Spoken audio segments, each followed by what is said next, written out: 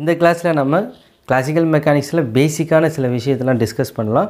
அதில் configuration and degrees of freedom இதை பற்றி நம்ம பார்ப்போம். கான்ஃபிகரேஷன் அப்படின்றத ஒரு கிளாசிக்கல் சிஸ்டமை டிஸ்கஸ் பண்ணும்போதே நான் சொல்லியிருப்பேன். இருந்தாலும் அதை பற்றி ஒரு டீப்பாக டிஸ்கஸ் பண்ணுவேன் இந்த இடத்துல. இப்போ நான் ஒரு சிஸ்டம், ஒரு பார்ட்டிகல் சிஸ்டமை நான் உங்களுக்கு காட்டுறேன். சிங்கிள் பார்ட்டிகல் சிஸ்டம்னா எப்படி இருக்கும், மல்டி பார்ட்டிகல் சிஸ்டம்னா எப்படி இருக்கும், அதில் கான்ஃபிகரேஷன் அப்படின்னா நம்ம எதை சொல்கிறோம் அப்படின்றது எல்லாத்தையுமே நம்ம இப்போ டிஸ்கஸ் பண்ணிடலாம். இங்கே பாருங்கள், இது ஒரு பார்ட்டிக்கிள், இதை P அப்படின்னு எடுத்துக்கலாம். இப்போது இந்த பார்ட்டிக்கிளுக்கு ஒரு அமைப்பை நம்ம கொடுப்போம், நம்மளே கொடுப்போம். சரிங்களா?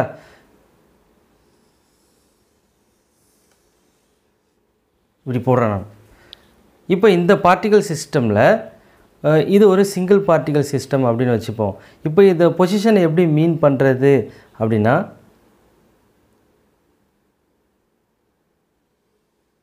இப்படி ஒரு கோடு போடுறேன்.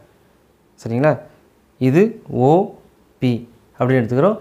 இதை நம்ம தொடர்ந்து எல்லா கிளாஸ்லேயுமே நான் உங்களுக்கு சொல்கிறேன். ஏன்னா இதை ஒவ்வொரு வீடியோவையும் நீங்கள் பார்க்கும்பொழுது இதில் எந்த டவுட்டுமே உங்களுக்கு இருக்காது. கடைசியாக ஃபைனலாக பார்த்தீங்கன்னா உங்களுக்கு எந்த டவுட்டுமே இருக்காது. அந்த மாதிரி ஒரு வீடியோ சீரீஸ் தான் நான் உங்களுக்கு கொடுத்துட்டுருக்கிறேன். இப்போது இந்த பார்ட்டிகளோட பொசிஷனை நம்ம இண்டிகேட் பண்ணுறதுக்கு ஒரு ஜியாமெட்ரிக்கல் லைன் தேவைப்படுது. சரிங்களா? இப்போ இந்த ஜியாமெட்ரிக்கல் லைனை வரைஞ்சாச்சு. அதுக்கு நம்மளே ஒரு லிமிட் கொடுக்குறோம், O அப்படின்றத நம்மளே கொடுக்குறோம். சரிங்களா? இப்போது இதோட பொசிஷன் நம்ம R அப்படின்னு கொடுத்துக்கலாம். இது பொசிஷன் வெக்டர். இது எல்லாமே நமக்கு தெரிஞ்ச விஷயம். இது சிங்கிள் பார்ட்டிகல் சிஸ்டம். இதே மல்டி பார்ட்டிகல் சிஸ்டமை இப்போ நம்ம பார்க்கலாம். இது ஒரு பார்ட்டிக்கல், இது ஒரு பார்ட்டிக்கல், இது ஒரு பார்ட்டிக்கல்,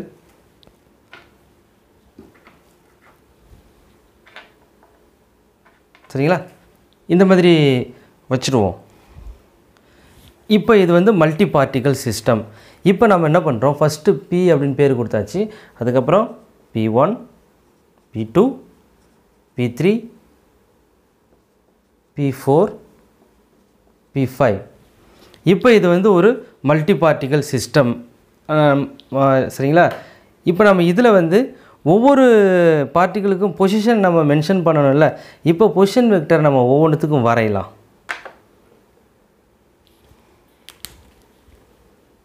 இங்கே பாருங்கள், P3 இருக்குல்ல, இதோட பொசிஷன் வெக்டர் நான் வரைகிறேன்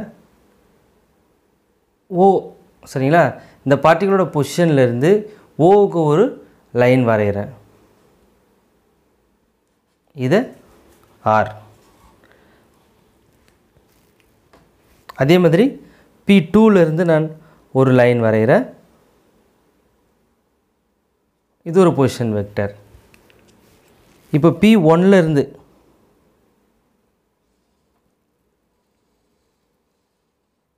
Oவுக்கு ஒரு லைன் வரைகிறேன், இது ஒரு பொசிஷன் வெக்டர்.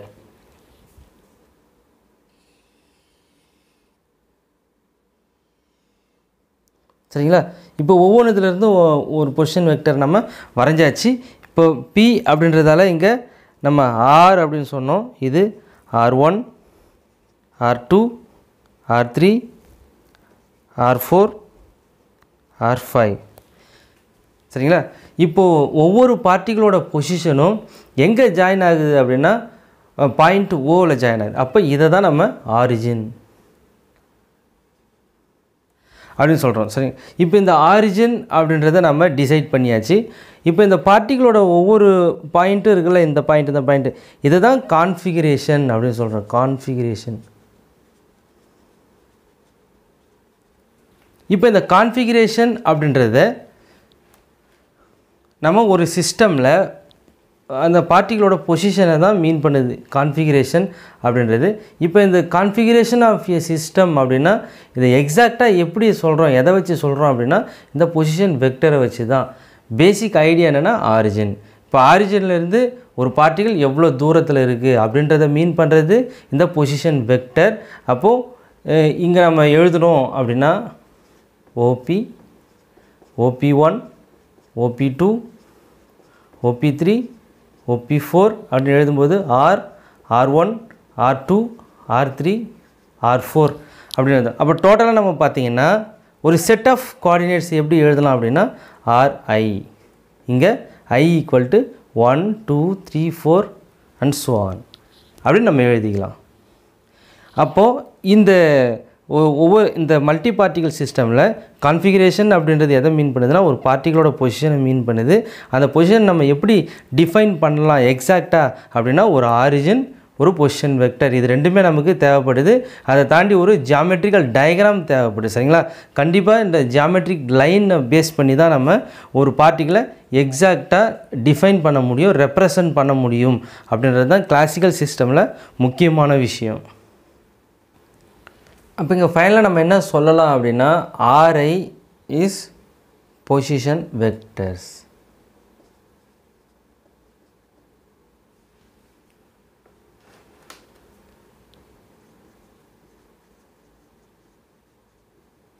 சரிங்களா? இப்போ இந்த பொசிஷன் வெக்டரை தான் நம்ம கான்ஃபிகரேஷன் ஆஃப் தி சிஸ்டம் அப்படின்னு சொல்கிறோம். கான்ஃபிகரேஷன் ஆஃப் தி சிஸ்டம் அப்படின்னா இந்த செட் ஆஃப் பொசிஷன் வெக்டரை தான் நம்ம கான்ஃபிகரேஷன் ஆஃப் தி சிஸ்டம் அப்படின்னு மீன் பண்ணுறோம் இந்த இடத்துல. இப்போது நம்ம பார்ட்டிகளோட பொசிஷன் எழுதியாச்சு, அதோட பொசிஷன் வெக்டர்ஸ் எழுதியாச்சு, ஆரிஜின் இருக்குது, எல்லாமே எழுதியாச்சு. இப்போ நம்ம கோஆர்டினேட்ஸை சூஸ் பண்ணோம்ல, அப்போது ஒவ்வொரு பார்ட்டிகளுக்கும் ஒரு கோஆர்டினேட்ஸ் சூஸ் பண்ணும்பொழுது Q1 Q2 சாரி இங்கே P பார்ட்டிகளுக்கு Qன்னு எடுத்துக்கலாம். இங்கே P1 பார்ட்டிகளுக்கு Q1 Q2, P3 பார்ட்டிகளுக்கு Q3, இங்கே Q4, இங்கே Q5. இப்போ இங்கே Q5 இங்கே தெரியல, Q5 இங்கே எழுதிக்கிறேன். இப்படி எடுத்துக்கலாம். இப்போ கோஆர்டினேட்ஸை வந்து சூஸ் பண்ணியாச்சு, ஜென்ரலைஸ்டு கோஆர்டினேட்ஸ் அப்படின்போது நம்ம ஏற்கனவே பார்த்துருக்கோம் Q1 Q2 Q3 அப்படின்னு சூஸ் பண்ணியாச்சு. இப்போ செட் ஆஃப் கோஆர்டினேட்ஸை நம்ம இங்கே எழுதலாம். அப்போது ஒரு பார்ட்டிகளுக்கு அதோட பொசிஷனை மீன் பண்ணணும், மென்ஷன் பண்ணணும் அப்படின்னா நமக்கு என்னென்ன விஷயங்கள் தேவைப்படுது அப்படின்னா ஆரிஜின், ஒரு ஜியாமெட்ரிக்கல் டயக்ராம், ஒரு பொசிஷன் வெக்டர், அதுக்கப்புறம் ஒரு கோஆர்டினேட் சிஸ்டம். இது எல்லாமே நமக்கு இதை எக்ஸ்பிளைன் பண்ணுறதுக்கு தேவைப்படுது அப்படின்றது தான். அப்போ இங்கே இந்த மல்டி பார்ட்டிகல் சிஸ்டமில் எத்தனை பார்ட்டிகள் இருக்குது அப்படின்னா 1 2 3 4 5 6 பார்ட்டிகல்ஸ் இருக்குது. அப்போ இந்த 6 பார்ட்டிகல்ஸை நம்ம எக்ஸ்பிளைன் பண்ணணும் இந்த சிஸ்டமில் அப்படின்னா அதுக்கு 6 பொசிஷன் வெக்டர்ஸ் தேவைப்படுது, 6 கோஆர்டினேட்ஸ் தேவைப்படுது. சரிங்களா? இப்போ இந்த 6 கோஆர்டினேட்ஸ் தேவைப்படுது இல்லை, அப்போது ஒரு சிஸ்டமை டிஃபைன் பண்ணணும் அப்படின்னா எத்தனை பாசிபிள் கோஆர்டினேட்ஸ் தேவைப்படுது அப்படின்றதோட கவுண்டிங் தான் டிகிரி ஆஃப் ஃப்ரீடம் அப்படின்னு சொல்கிறது. சரிங்களா?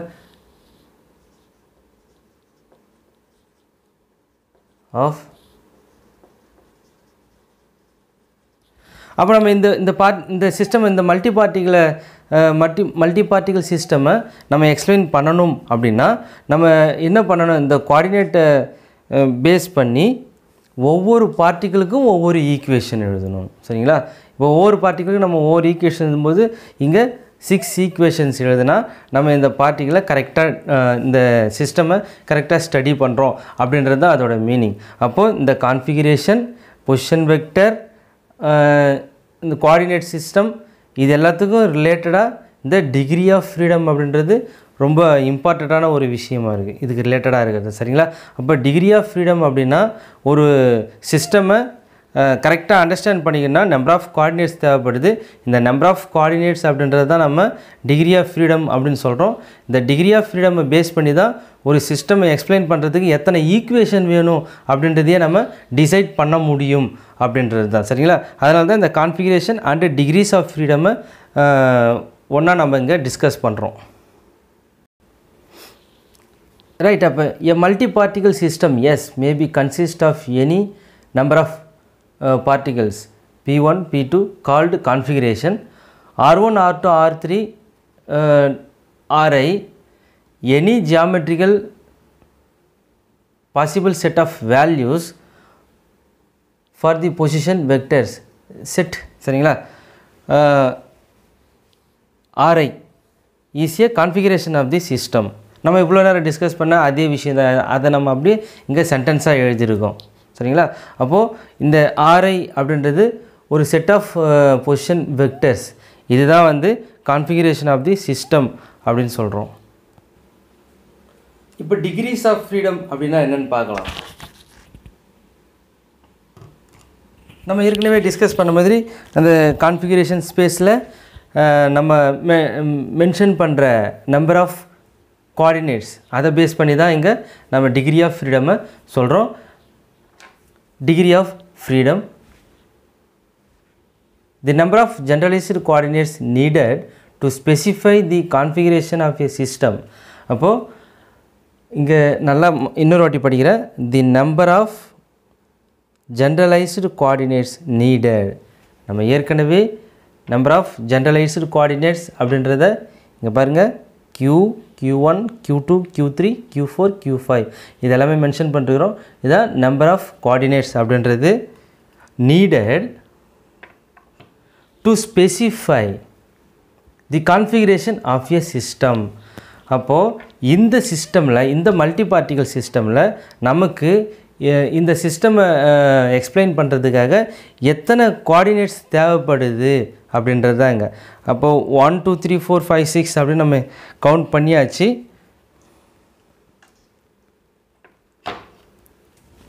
Specify the configuration of a system yes is called the number of degree of freedom.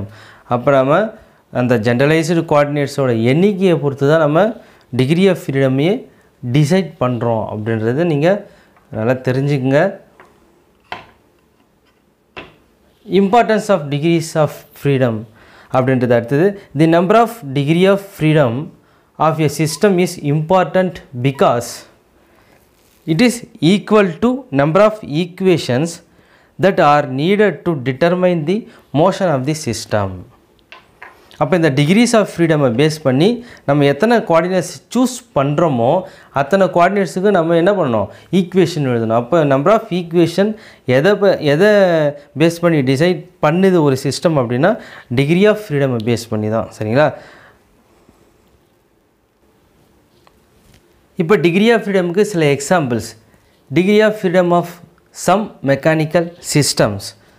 First example பார்த்திங்கன்னா the simple pendulum moving in a vertical plane. நமக்கு simple pendulum அப்படின்னா தெரியும், இந்த மாதிரி வெர்டிக்கல் டைரக்ஷனில் இருக்கும், இப்படி ஆசிலேட் ஆகும் அப்படின்றது நமக்கு தெரியும். அப்போ அதுக்கு டிகிரி ஆஃப் ஃப்ரீடம் 1 சரிங்களா.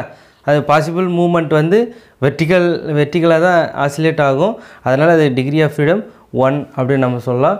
எ door swinging on it's hinges. இப்போ டோர் ஃபிக்ஸ் பண்ணுறதும் ஒரு சிம்பிள் பெண்டுலம் ஃபிக்ஸ் பண்ணுறதும் ஒன்று தான்.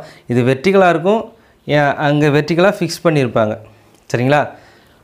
ரெண்டுமே ஒரே மாதிரியான அதாவது ஒரு எண்டு வந்து ஃபிக்ஸ் பண்ணியிருக்கோம் சிம்பிள் பெண்டுலமில், அதே மாதிரி டோர்லேயும் ஒரு எண்டு ஃபிக்ஸ் பண்ணிட்டுருக்கோம். மற்ற அடுத்த எண்டு வந்து ஃப்ரீயாக மூவ் ஆகும். ரெண்டு சிமிலர் கேஸ் தான் ரெண்டுமே, அதாவது ரெண்டுத்துக்குமே டிகிரி ஆஃப் ஃப்ரீடம் 1. இது நீங்கள் எக்ஸாம்பிளுக்காக நான் உங்களுக்கு சொல்கிறது சரிங்களா. எ பார் ஆஃப் சோப், நம்ம கை கழுவுல வாஷ் பேஷனில் அந்த சோப் வந்து வழுக்கி விழுந்தால் அதே மாதிரி ஒரு பார்ட்டிக்கிள் மூவ் ஆச்சுன்னா வாஷ் பேஷன் எப்படி இருக்கும், கொஞ்சம்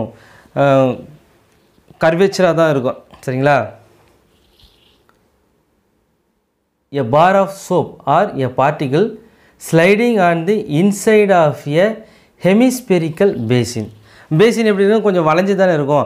அதில் ஒரு சோப்பு வழுக்கி விழும்போது எந்த மாதிரி நம்ம அதை நம்ம ஃபீல் பண்ணுவோமோ அதே மாதிரி ஒரு பார்ட்டிக்கிள், சோப்புக்கு பதிலாக ஒரு பார்ட்டிக்கிளை இமேஜின் பண்ணிங்க. ஒரு சிம்பிளாக சொல்லணும்னா ஒரு வானல் எடுத்துக்கங்களேன், வானலில் வந்துட்டு ஒரு பாலை எடுத்து போடுறீங்க, அதுதான் ஒரு பார்ட்டிக்கிள். அந்த வானலில் ஹெமிஸ்பியர்னால் அந்த மாதிரி தான் இருக்கும், அதில் விழுந்து மூவ் ஆகிறது.